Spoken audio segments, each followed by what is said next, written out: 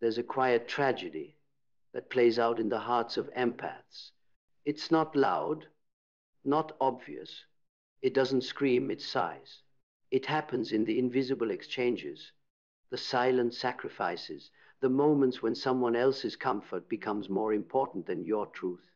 It's the story of those who feel deeply, love endlessly, and somehow always end up drained, not by enemies, but by the very people they tried to save. Empaths keep giving power to those who drain them because somewhere deep inside they were trained to believe that love means surrender, that compassion means compliance, that understanding others is more important than protecting yourself. And by the time you realize how far you've gone, how much of yourself you've given, you've already become the emotional scaffolding for someone else's comfort. Carl Jung wrote that the most terrifying thing is to accept oneself completely. Alpan, but the empath has never been allowed to. They were conditioned, often from childhood, to prioritize harmony over honesty, to sense everyone's pain before their own, to keep the peace at the cost of their own peace. They became emotional translators in a world that never spoke their language. That's where it begins, the quiet conditioning. You learn to scan the room before you spoke, to read the energy before you breathed, to anticipate moods before they exploded. You became fluent in the unspoken, the unseen, the unsafe. You learned that love wasn't something you received, it was something you earned through caretaking, through fixing, through absorbing. And that is how empaths lose their power. Not because they lack strength, but because they keep confusing sacrifice with strength. They keep mistaking depletion for devotion. They keep believing that saving others is what gives their life meaning. But let me tell you something brutal and liberating. You are not here to be the emotional battery for broken people. You are not here to be the therapist for the unwilling, the crutch for the chronically unconscious, or the comfort blanket for those who feed on your softness. You are not here to bleed in the name of love. The reason empaths give away their power is because they've mistaken connection for permission. Every time you feel someone's pain, you think you owe them healing. Every time you sense someone's suffering, you think it's your responsibility to fix it. But that's not empathy, that's entanglement. Empathy becomes poison when it crosses the boundary of responsibility. Feeling someone's energy doesn't mean you must carry it. Understanding someone's struggle doesn't mean you must solve it. But for years, that's how you've lived, pouring yourself out until there's nothing left, only to wonder why the world keeps taking and never returning. You attract the drained because you overfill. You attract the takers because you overgive. You attract the manipulators because your compassion is unconditional, but your boundaries are not. And here's the truth. Jung understood better than most. When you deny your shadow, the part of you that wants to say no, that wants to protect itself, that wants to be sovereign, that shadow will find a way to express itself through exhaustion, resentment, and collapse. Every empath who burns out isn't weak, they're repressed. They've buried their assertiveness under guilt. They've labeled their boundaries as selfish. They've mistaken being needed for being loved. So they keep giving, thinking it will make them whole. But giving from emptiness is not virtue, it's self-erasure. You cannot heal from a place of depletion. You cannot lead from a place of resentment. You cannot love others while abandoning yourself. There's a strange paradox in the empath's heart. They are the healers who fear confrontation. They crave peace so much that they tolerate poison. They stay silent to keep things smooth, forgetting that silence is how power escapes. Every time you bite your tongue instead of speaking truth, you hand your energy to someone who doesn't deserve it. Every time you justify someone's mistreatment because you understand where they're coming from, you become complicit in your own diminishment. You keep giving your power to people who drain you because you keep trying to see the best in them while ignoring the truth of them. You see potential where there is only pattern. You see pain where there is manipulation. You see misunderstanding where there is disrespect, because your heart filters reality through compassion, and compassion without discernment becomes delusion. Jung said that the shoe that fits one person pinches another. What frees one soul enslaves another. For empaths, that means you must stop assuming that what heals others will heal you. Some people heal through closeness. You heal through space. Some people need your help. Others need your absence. Not everyone who cries deserves your energy. Not everyone who's broken deserves your rebuilding. You must stop romanticizing your own suffering in the name of empathy. Because the truth is, the world doesn't just drain you, you participate in the draining. You keep entering dynamics where your worth is measured by your usefulness. You keep playing savior because saving feels familiar. But it's not compassion that drives it, it's conditioning. You are reenacting your own childhood trauma under the disguise of love. You think you're helping them, but really you're trying to prove to yourself that if you love hard enough, maybe someone will finally stay. But the people who drain you never stay. Because the relationship isn't built on connection, it's built on consumption. They don't love you, they feed on you. And you confuse the intensity of the feeding for the depth of love. This is why the empath's liberation begins not in softness, but in separation. You cannot heal in the same environment that made you sick. You cannot reclaim your power while still apologizing for having it. You cannot teach people to respect you by over-explaining your worth. Respect isn't requested, it's radiated. It begins when you stop negotiating with emotional debt collectors. When you finally say, no more, the takers will call you cruel. When you stop absorbing, they will call you cold. When you stop rescuing, they will call you selfish. Let them. Their accusations are nothing more than the sound of control losing its grip. Because what they loved about you wasn't your empathy, it was your compliance. What they cherished wasn't your love, it was your availability. They were never drawn to your heart. They were addicted to your energy. And now that you've reclaimed it, they will accuse you of changing. But you haven't changed, you've returned. You've returned to the center of your own being, to the quiet knowing that empathy without boundaries is not love, it's enslavement. To the realization that your compassion was meant to be shared, not spent. To the truth that the highest form of empathy is not absorbing someone's pain, but reflecting their power back to them. You were never meant to be the emotional sponge for humanity. You were meant to be the mirror of consciousness, to feel deeply but not drown, to care fiercely but not collapse. That is the divine evolution of the empath from absorber to alchemist. You no longer take in energy to carry it. You take it in to transform it. You no longer heal others by losing yourself. You heal by staying fully yourself. When you reach this level of awareness, something sacred happens. The same sensitivity that once enslaved you becomes your strength. You stop confusing emotional labor with love. You stop calling anxiety intuition. You stop mistaking chase for chemistry. And you begin to realize that protecting your energy is not a spiritual luxury, it's a moral duty. You cannot serve humanity while addicted to its approval. You cannot awaken others while asleep to your own exhaustion. You cannot raise consciousness while living in energetic poverty. You must first guard the temple of your own being. This is the work Jung meant when he spoke of individuation, the journey of reclaiming your wholeness from the fragments you gave away. You begin by acknowledging that your empathy was beautiful, but it was also your disguise. It was how you survived in a world that punished truth. It was how you avoided rejection by becoming what everyone needed. But that was not love. That was adaptation. And adaptation without awareness becomes self-erasure. Now, you remember. You remember that love was never meant to be earned. That peace was never meant to be begged for. That empathy was never meant to replace self-respect. And in that remembering, your energy shifts. The world feels it. The manipulators lose interest. The narcissists retreat. Because your energy no longer leaks. You have closed the wound where their approval once entered. And what remains is stillness, radiant, unbothered, whole. You finally learned that giving is not love when it empties you. That forgiveness is not love when it enables harm. That empathy is not love when it costs your sanity.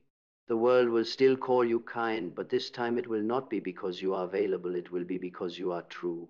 And the true empath, the awakened one, does not rescue anymore. They reveal. They reveal through their presence that love does not require suffering, that boundaries are not barriers, that peace is not passivity, and that compassion, when conscious, is the purest form of power there is. You've stopped giving power to those who drain you because you remembered what power actually is. It is not control. It is not dominance. It is not sacrifice. It is awareness, calm, centered, unshakable awareness. And when you live from that awareness, no one can use your empathy against you again. Because you've learned that love without boundaries isn't love, it's dependency. And empathy without self-awareness isn't healing, it's self-harm. Now, your heart still opens, but wisely. Your energy still flows, but intentionally. Your compassion still shines, but selectively. You are still soft, but not breakable. Still giving, but never depleting. Still kind, but never compliant. Because you have remembered what every empath must one day remember. Your energy is sacred, and not everyone deserves access to it. And when that realization settles into your bones, when it stops being an intellectual idea and becomes a felt truth vibrating through your being, your entire existence shifts. You no longer see boundaries as walls. You see them as the sacred architecture of self-respect. You understand that a boundary is not rejection, it's alignment. It's how your soul says, I know where I end and you begin. It's how you protect the light within you from being extinguished by the storms of others. You no longer feel guilty for needing space, because you know that solitude is how empaths return to themselves. It's not loneliness, it's recharging. It's where you separate what's yours from what's been projected onto you. It's where you reclaim your voice from the noise of obligation. You begin to see how much of your life was dictated by invisible contracts, the unspoken agreements that said, I'll carry your pain if you'll love me. I'll shrink if you'll stay. Ah, I'll understand you if you'll need me. But you've outgrown those contracts now. You no longer trade your peace for connection.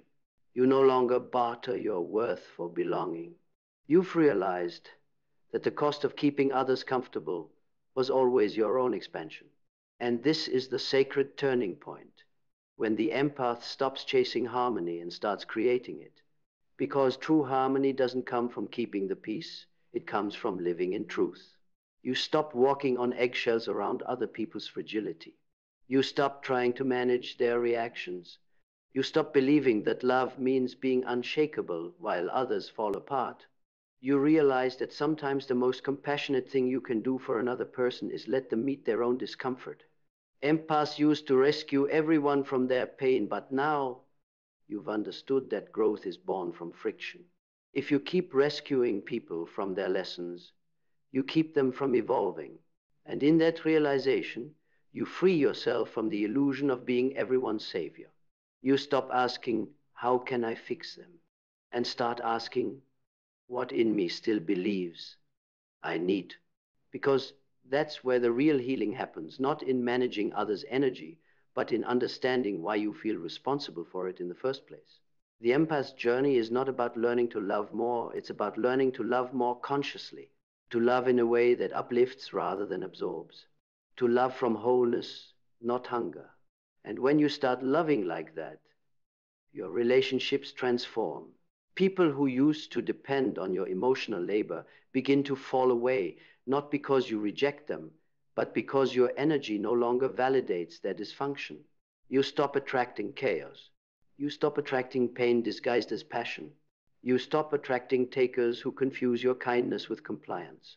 You begin to attract balance, reciprocity, people who meet you where you are, instead of feeding off where you've been, people who don't need to be healed to feel whole, people who bring peace instead of needing to be saved from themselves. And in that balance, your empathy finally becomes what it was always meant to be, not a wound, but a wisdom. You can sit with someone in their darkness without being pulled into it. You can witness their chaos without losing your calm. You can love deeply while remaining fully yourself. That is the highest form of empathy presence without absorption. It's not about carrying others' emotions. It's about reflecting their strength back to them. It's about holding space for transformation without being consumed by it. When you reach this level of awareness, something in your energy becomes undeniable. You carry yourself differently, not from arrogance, but from alignment. Your silence starts speaking louder than your explanations. Your peace becomes your protection.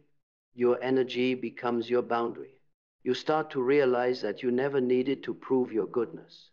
Your empathy was never supposed to be a performance. It was supposed to be your connection to life, not your submission to it. You can feel how power, real power, moves differently now. It's not loud. It's not controlling. It's quiet, steady, and unwavering. It's the power of someone who has mastered the art of remaining kind without being naive. This is where the empath's evolution turns into mastery. You become what Jung would call an individuated being, someone who has integrated their shadow, reclaimed their projections, and learned that true compassion begins with the self. You no longer identify with the label of the giver or the healer, because healing is no longer something you do, it's something you are. When you walk into a room, your energy no longer adapts, it anchors. People feel safer around you not because you carry their pain, but because you don't. You've stopped absorbing and started emanating. And that emanation, that quiet, stable, unflinching presence is magnetic. Because peace, when embodied, is power. It doesn't need to shout. It doesn't need to convince. It simply exists, and everything around it recalibrates. That's when you realize something profound. The energy that once made you a target is now what makes you untouchable. The same depth that used to attract chaos now attracts truth. The same sensitivity that used to drain you now gives you vision. The same openness that once invited manipulation now channels wisdom. You've transcended the old pattern, the one where love meant loss and empathy meant exhaustion. You no longer confuse intensity with intimacy. You no longer chase people who can't meet you. You no longer build homes in hearts that were never meant to hold you. You've become the home. You've become the calm you used to seek in others. You've become the mirror that shows people who they are without losing yourself in the reflection. This is the paradox of the awakened empath. The more you stay centered in yourself, the more power you have to change the world. Because now your compassion comes from strength, not scarcity. You give without depletion. You love without losing. You connect without clinging. And that's the kind of empathy the world actually needs. Not the martyr's empathy, not the rescuer's empathy, but the conscious empath who knows that the highest act of love is to remain whole in the presence of brokenness. The empath who once gave power away now radiates it effortlessly. They no longer bleed energy into people who refuse to heal. They no longer abandon themselves to prove their worth. They no longer apologize for protecting their peace, because now they know you cannot serve the world by dimming your light to comfort the shadows. You can only serve it by shining so fully that others remember their own light. You have stopped giving power to those who drain you because you have remembered something sacred. Your energy was never theirs to begin with. It was always yours. And now that you've reclaimed it, you are no longer an empath living in survival. You are consciousness in motion. You are awareness with a pulse. You are love made sovereign. And that is the most powerful force in the universe. A heart that feels deeply, a mind that sees clearly, and a soul that refuses to be drained ever again. And so, when the empath finally awakens, when the veil of guilt, obligation, and old programming falls away, something extraordinary happens. The energy that once scattered in 1,000 directions returns home. The pieces of you that lived in other people's moods, in their opinions, in their chaos, come back. You can feel it, a quiet gravity pulling everything you gave away back into the center of your being. your soul begins to hum again. Not from exhaustion, but from alignment. You look around and realize the world didn't change, you did. And because you did, everything feels different. The noise that once overwhelmed you now sounds distant. The manipulation that once ensnared you now appears almost comical. The chaos that once consumed you now passes through you like wind through still air. You have become the eye of the storm, motionless at your core, yet surrounded by movement. You don't fight for peace anymore. You are peace. You don't chase love anymore. You embody love. You don't lose yourself to understand others. You understand others because you no longer lose yourself. This is what Jung meant when he said, "The privilege of a lifetime is to become who you truly are." You have become that fully, unapologetically, powerfully yourself.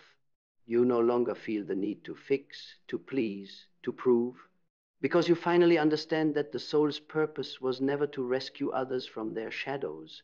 It was to integrate your own and become light. The empath who once drowned in everyone's emotions now stands on the shore, calm, clear, and sovereign. You no longer fear your depth. You honor it.